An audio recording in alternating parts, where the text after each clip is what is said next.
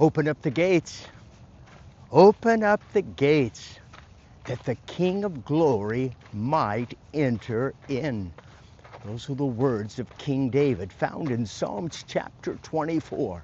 Sometimes we have not because we ask not. Sometimes we have not because our minds are closed. Our hearts are closed.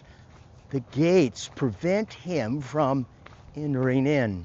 It's nothing new. It's found in the book of Revelations chapter 3. Jesus said it. Behold, I stand at the door and knock. God wants to enter in. God's favor, God's blessing, God's provision, God's protection.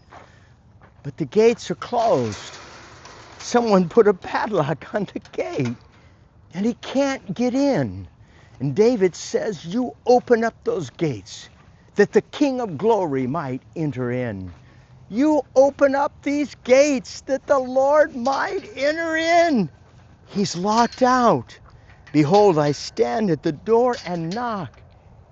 If you'll open those gates, if you'll open up those doors, I will enter in.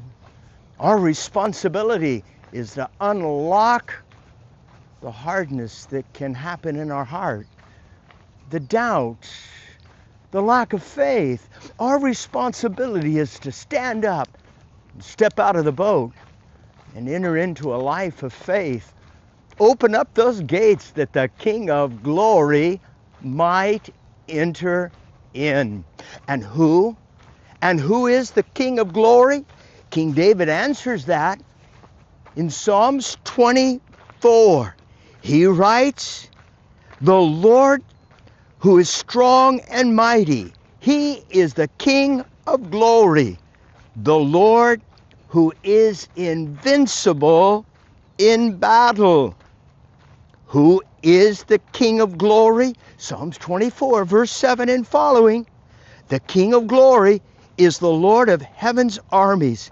He is the King of Glory. I hear it in my heart and my spirit today. Will you open up your heart? Can you hear him standing at the door?